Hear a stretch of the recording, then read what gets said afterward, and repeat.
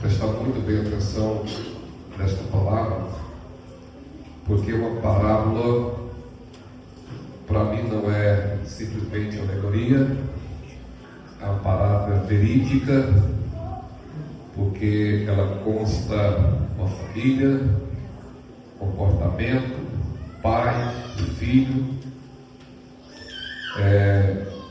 Não é simplesmente uma ficção, é uma realidade essa parábola, e nós temos muita lição a que aprender das Sagradas Escrituras. Dois fundamentos do ministério de Jesus que era muito profundo era ensinar e milagres. Essas duas coisas foi fundamental no ministério de Jesus: cura e ensinamento. E nós vemos também que antes de cura e ensinamento, Deus deu mestre, doutores, depois operadores de milagres. Então sempre o conhecimento ele vem primeiro das nossas vidas. A falta desse conhecimento de Deus nos paralisa diante de circunstâncias em nossas vidas. E eu sei que talvez eu estou diante de algumas pessoas que estão paralisadas em certa circunstância na sua vida, e que você possa sair dessa noite com uma mente transformada, um coração mais cheio do conhecimento de Deus, porque a nossa vitória, a nossa resposta, a circunstância da vida, ela está em nós conhecermos o caráter de um pai do filho pródigo. Eu vou repetir mais uma vez. A nossa resposta à circunstância vai depender de nós conhecermos o caráter do pai do filho pródigo. Eu vou repetir mais uma vez. As nossas respostas, as nossas circunstâncias da vida vai depender do nosso conhecimento do pai e do caráter único desse pai do filho pródigo. Muitas vezes nós paralisamos em certas situações porque nós não conhecemos Deus como deveria conhecer. Há muitas pessoas que passam a gostar da igreja, passam a gostar de louvor da igreja, passam a ter várias coisas que faz ele estar na igreja, menos relacionamento com Deus. E essa falta de relacionamento com Deus te leva a você a paralisar diante das dificuldades da sua vida. Nós temos uma igreja saudável, temos aqui liderança saudável, temos aqui tocadores, cantores, mas nada disso substitui o seu conhecimento de Deus. O que te vai fazer você prevalecer em toda circunstância da sua vida é o seu relacionamento com Deus. E nós vamos entender que na Bíblia só pessoas que deram resposta nas diversidades, de momentos difíceis na vida, é porque foram capazes de ter um conhecimento de Deus extraordinário.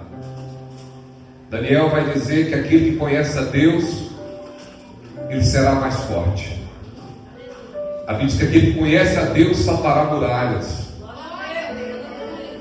Então que nossa noite seja uma noite de muito conhecimento do caráter, do amor desse pai do filho pródigo, para que eu e você possamos segui-lo, praticá-lo, para que nós possamos ver resultado em nossas vidas. E quando eu olho para essa palavra, eu vejo alguns homens da Bíblia que deram resposta em situações muito difíceis na vida.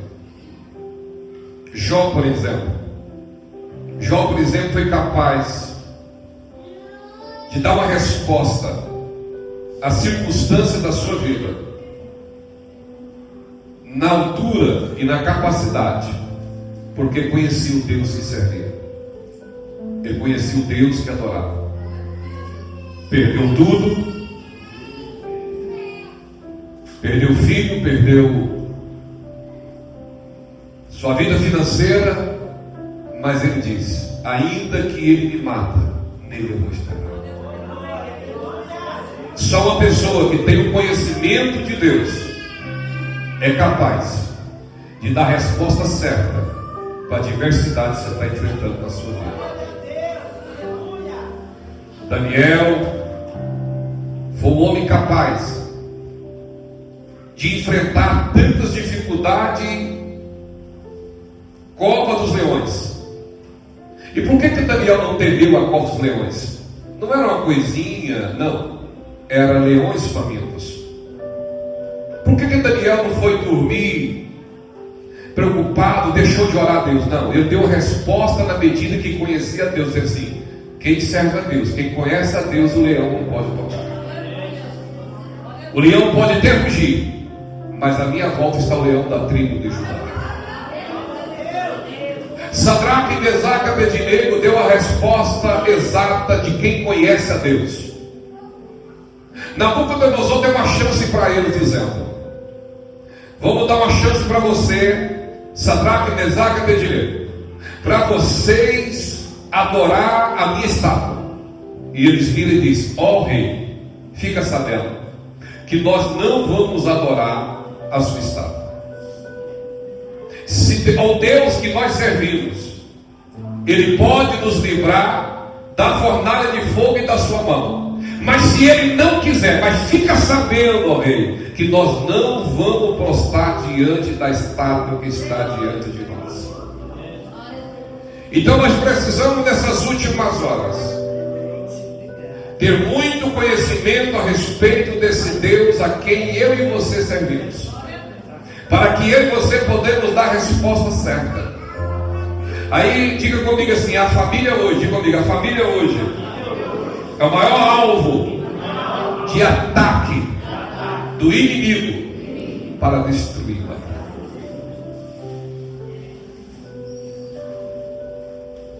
Para nós analisarmos,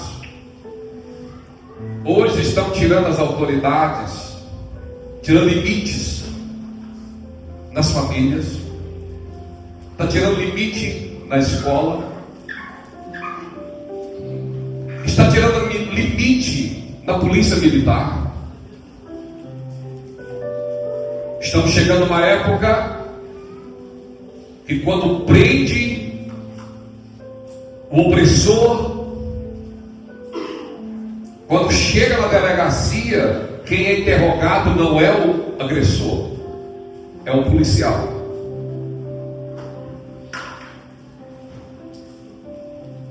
Estamos vivendo dias que os limites estão sendo tirados. E o filho pródigo não quer estar na casa do pai porque ele não gosta de limite. E nós vivemos uma geração hoje que não gosta de quê? De limite. E é por isso que as pessoas estão vivendo o que estão vivendo. É por isso que você vê no jornal hoje filho matando o pai. Ou não tem acontecido isso? Porque tiraram os limites. Matam, roubam, e aí depois diz que é o que diz, né? Os limites se tiram. E a sociedade se perde. Por que se perde, pastor? Porque aonde não há limite, há baderna. O Deus ao qual servimos, Ele é um Deus que não muda para agradar você. Ele prefere te perder, mas mudar, não. Porque quem tem que mudar não é Deus, quem tem que mudar somos nós. Não é Deus que precisa ser mudado, Ele é perfeito. O que precisa ser mudado somos nós. E todos os dias nós temos que olhar para esse Deus e dizer assim: eu preciso melhorar, porque eu tenho um pai perfeito no céu. Como diz Mateus: sede perfeito como perfeito é o vosso Pai que está no céu. Eu tenho um Pai perfeito. Qual Pai que é? O que está no céu. E aqui manda eu e você imitar a esse Deus. Então nós precisamos urgentemente imitar esse Deus. Agora, tempos perigosos. Esse filho está vivendo um tempo de abundância. Repita comigo: tempo de abundância. Ele não está vivendo tempo de escassez. Vira para o teu irmão aí, se você tiver intimidade, se você quiser também. Não é porque eu falei você vai dizer, mas se você tiver intimidade, porque você interage com a mensagem. Você vai dizer para ele assim: olha, o inimigo não quer te arrastar quando você está lá embaixo. Ou ele não quer puxar o seu tapete quando você está embaixo, mas ele quer puxar o seu tapete quando você está em cima. Porque quando ele puxa o seu tapete quando está em cima, o povo diz: uau, caiu. Mas puxar o tapete de quem está embaixo, não tem espectador nenhum. Então o inimigo, meu querido, se ele não puder destruir você no fracasso, ele vai destruir você no sucesso. Então você lembra de uma coisa, que quando Daniel também chega na Babilônia, Daniel chega como escravo, Daniel chega como ninguém, mas à medida que Daniel vai crescendo, o caminho vai estreitando, porque o caminho do progresso, o caminho do crescimento, você vai ter um estreitamento, você vai crescendo, você vai dividir inimigos. Porque à medida que você cresce, à medida que você tem sucesso na sua vida, há muitas pessoas querendo puxar o seu tapete. Mas enquanto você não é ninguém, enquanto você não traz nenhum perigo ao outro, de sucesso ou de crescimento, não é estreitamento. Mas se você começou a crescer, se você começou a expandir, se você começou a ser alguém, se você começou a fazer a obra de Deus, se você começou a dedicar, você pode ter certeza que vai ter alguém que vai começar a estreitar você. Está exibido, está querendo aparecer, olha, chegou hoje, já está, pessoas começam a querer estreitar você. Mas fica tranquilo, Daniel foi até o fim, teve sucesso na Babilônia com 4 reis, e ele prosperou em 4 reinados. O seu destino é crescer em Deus. Porque quanto mais eu cresço, eu conheço Cristo, eu passo a crescer mais na minha vida. Eu passo a me relacionar melhor. Eu passo a interpretar as pessoas melhor. Eu passo a ver a circunstância melhor da minha vida. Por quê? Porque eu venho da percepção dele. E todas as pessoas que tiveram um olhar diferente na circunstância da sua vida, eles tiveram vitória sobre a sua vida. Pastor, quem? José. Passa a olhar a circunstância de forma positiva. Olha para a circunstância da sua vida e não veja só alimentando o problema, mas alimenta que Deus está dando a oportunidade de você crescer. Cada vez que eu sou provado, Deus está me dando uma chance de crescer um pouco mais. Quem quer crescer? Levanta a mão e adora o Senhor. Está dando uma chance de você crescer um pouco mais, de triunfar mais, de amadurecer mais, largar de ser menino, amadurecer, tomar atitude de homem. Paulo também, ele olhou para a circunstância da sua vida de forma positiva, de forma plena na sua vida. Eu estou preso, mas o Evangelho está livre e a obra de Deus está crescendo. Então, quer dizer, ele olhou para a circunstância de forma aleatória, com o pensamento, com a visão certa e não com a visão errada. Ele canta dentro de uma prisão, ele louva a Deus dentro de uma prisão. Existe um escritor, Pastor Johnson, ele perdeu a sua esposa com câncer, e foi no dia de domingo, seu velório, e seu enterro às 3 horas da tarde. E todo mundo não esperava que o pastor fosse na igreja naquele dia. E quando na hora do culto o pastor entra na igreja com sua Bíblia, com sua gravata, seu terno, e o povo ficou assustado. Peraí, ele acabou de enterrar a esposa.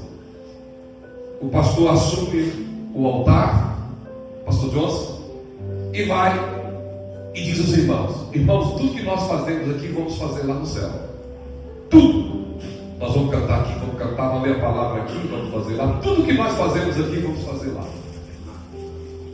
Aí ele fala: mas a única oportunidade que eu tenho de servir a Deus em tempos difíceis é aqui na terra.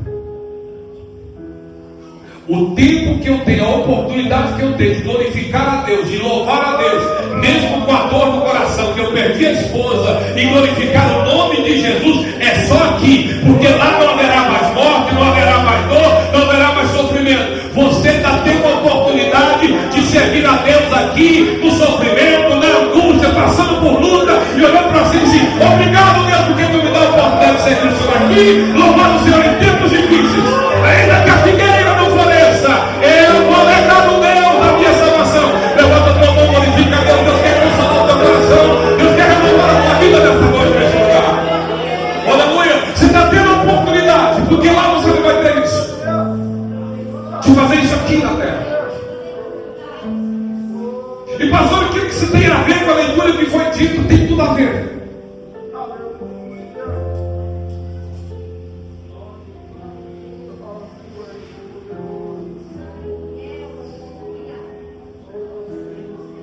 A Bíblia vai dizer para nós que nós devemos edificar nossa casa sobre a... Esse pai aqui nos ensina.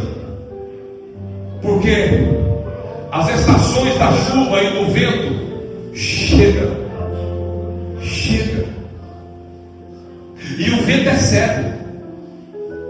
O vento, quando ele aponta uma direção, ele quer saber quem é a casa de alguém. Chega. Mas a preocupação nossa não é com o vento, não é com a tempestade, é edificar a nossa casa sobre a rocha. Essa é a nossa preocupação, que é o tema de sexta-feira, que é a campanha de sexta-feira. A tempestade não escolhe, mas a rocha sustenta.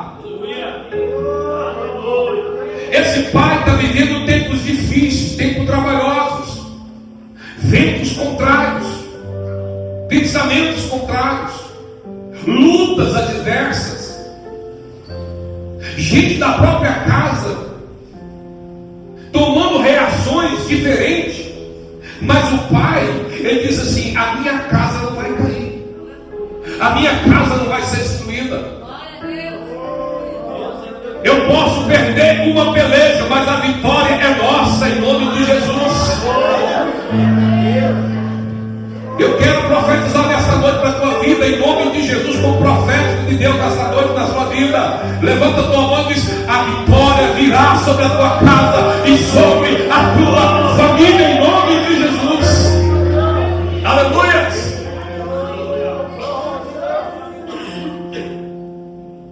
Paulo vai dizer para nós: revestimos de toda a armadura de Deus. Para quê, pastor? Porque nos dias maus você esteja firme contra a astúcia e cilada do inimigo. Esta casa está sendo atingida, esta casa está sendo atacada, esta casa está sendo afrontada. Mas essa casa tem um pai que está edificando a sua família na rocha. Na rocha. Essa casa não vai cair. Essa casa não vai ser destruída. Uma certa mãe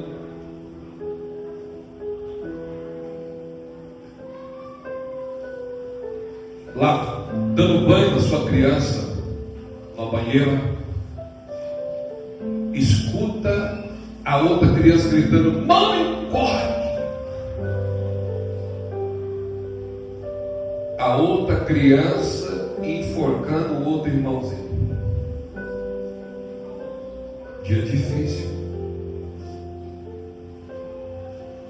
A gente não sofre com gente que não conhece, a gente sofre com gente que a gente conhece. E naquele momento a mãe deixa o menino na banheira e sai correndo para socorrer o outro. E quando chega lá, a criança está toda roxa, toda mole. Pega a criança e sai correndo para o hospital. Quando chega no hospital, acaba de dar ao lado do filho, acaba de falecer. Não só o filho que faleceu, mas ela sai correndo sem perceber e passa em cima da menina. E sem ela perceber que passou em cima da menina, recebe a notícia também que deixou o menino também na banheira e morreu afogado. Tudo disso num dia só e num momento só. E é nesses dias maus que quando chega, a gente perde e se perde na vida. E aonde eu e você precisamos ter o quê? O conhecimento de Deus. O conhecimento de ser revestido de toda a armadura de Deus. Para que nós amanhã não viramos assim, mas que Deus é esse? Que Deus é esse? Porque permite. Aí eu pergunto você. Existe um momento, irmão, que não há como questionar. Deus, Ele é soberano. E a soberania de Deus se não questiona, se aceita e diz: seja feita a vontade de Deus. Para que você não sofra, para que você não se estabiliza. Nós sabemos aqui que teve irmão que passou por processo, expectativa de gravidez, com maior expectativa, de repente, no parto, no nascimento da criança, houve uma instabilidade muito grande. Mas essa família hoje está na presença de Deus, está aqui servindo toda essa família. E Deus deu mais uma chance, oportunidade de vir uma criança, uma menina linda, e hoje essa família está celebrando Deus. Diga comigo: o choro pode durar uma noite, mas a alegria virá sobre a tua vida, sobre a tua casa, no nome do Senhor Jesus. Por que, pastor, você está dizendo isso? Porque quando acontecer isso, você não pode desesperar. Você é alguém que tem esperança. Paulo diz que nós não somos como os demais, que não têm o quê? Esperança, mas nós temos a esperança. E essa esperança é viva de Cristo em nossas vidas. Você é agente de esperança. Você não pode deixar a esperança morrer na sua vida. Você não pode. E esse pai recebe um choque agora do filho. Mas sabe o que me chama a atenção em primeira pergunta desse texto? É porque o pai, mesmo sabendo que tem dois filhos que vai agir diferente, não deixa de chamar de filho. Nada que você fizer, você vai perder essa identidade que você é filho de Deus. Nada que você passar por esta vida vai fazer você menos filho de Deus. Não, nada. Deus disse: dois filhos. Você é filho de Deus. Você não é enteado. Você não é primo. Você não é filho padrasto, não. Você tem um pai que está no céu e que cuida de você e que zela de você. Pode uma família esquecer de seu filho? Sim, mas Deus jamais esquecerá de você. Deus cuida do seu povo, Deus cuida dos seus. Deus zela. E o que nós aprendemos aqui, pastor? Jesus continuou. Um homem tinha dois filhos. E o filho mais jovem disse: pai, eu quero a minha parte da minha herança. O que eu aprendo aqui? Que o pai não se fere. Viu que tem pessoa de gente, qualquer coisinha se ferra, se machuca, se dói. Conhece pessoas assim? Eu estou ferido, eu estou machucado. Escute, enquanto você estiver ferido, você não está preparado para viver no reino. Só vive no reino quem não se fere e não se sente ferido. Por quê? Porque os seus inimigos estão falando mal de você, você está orando por eles. Pessoas odiando você e você orando por eles. Ah, mas como é que você consegue orar? É porque eu não tenho ferida. Porque eu vivo no reino de Deus, e no reino de Deus eu não posso ter ferida.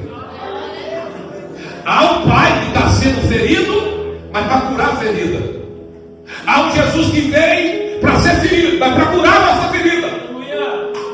E tudo que ele fez, a Bíblia diz que ele ficou satisfeito. Ele não voltou para o céu se arrependir e morrer para essa mão. Não. Tudo que ele fez, veio e ficou satisfeito. Para de viver esse espírito de ofensa. Qualquer coisa você se ofende. Qualquer coisa você triunfa. Qualquer coisa você faz bico. Qualquer coisa já é o bastante para você afastar da igreja. Qualquer coisinha te arranca das coisas de Deus. Por quê, pastor? Porque você é muito sensível. Você tem que estar pronto, meu querido. Deus está chamando você para ficar numa redonda de proteção. Não, Deus está chamando você para a peleja. No mundo peleja o que há? Pega o ônibus, se anima, meu filho. Eu venci, vou vencer também. Não vem para te matar, vem para te preparar. Vem para te preparar. Então, o pai não desespera. Diga comigo, o pai não desespera. Não desespera pela situação que você está passando. Há uma criança que estava no barco, e o barco estava ponto a afundar, e todo mundo correndo para lá para cá, e a criança na cadeira de balanço. Na medida que balançava, ela balançava. E a mulher chegou para ela e disse: criança, vamos embora, porque o barco vai afundar. Não, eu conheço. Quem está no controle desse barco é meu pai. Quem está no controle da sua vida é Deus. Quem está no controle da tua casa é Deus. Quem está no controle dos projetos da sua vida é Deus. Aleluia. E se Deus não está no projeto da tua vida, ainda que Ele me mata nele, eu vou esperar, porque eu sei que a vitória virá de Deus. Deus dará vitória sobre a sua vida.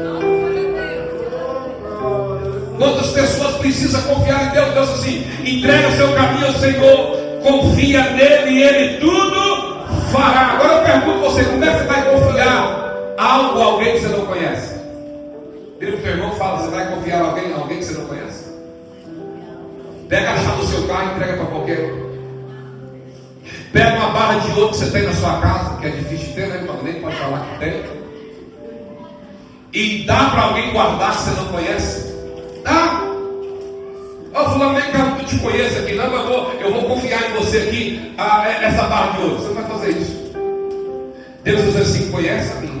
Porque à medida que você conhecer mais a mim, você vai entregar mais a sua vida a mim. Porque à medida que você mais entregar a sua vida, mais você vai descansar na minha presença. Deus está te chamando a você confiar. A gente só confia em alguém que nós conhecemos. Não dá para você se depositar a sua vida em alguém que você não conhece. É preciso hoje dar resposta para a situação que você está vivendo. A resposta: você conhece quem é Deus na sua vida. É quem é Deus, tem certeza o que chamou você para fazer. Outra coisa que eu aprendo com esse pai: que esse pai não barra o filho, ou correndo o filho. Não. Quer ir, filho? Vai. Quer experimentar lá fora? Beleza. Quer sentir livre?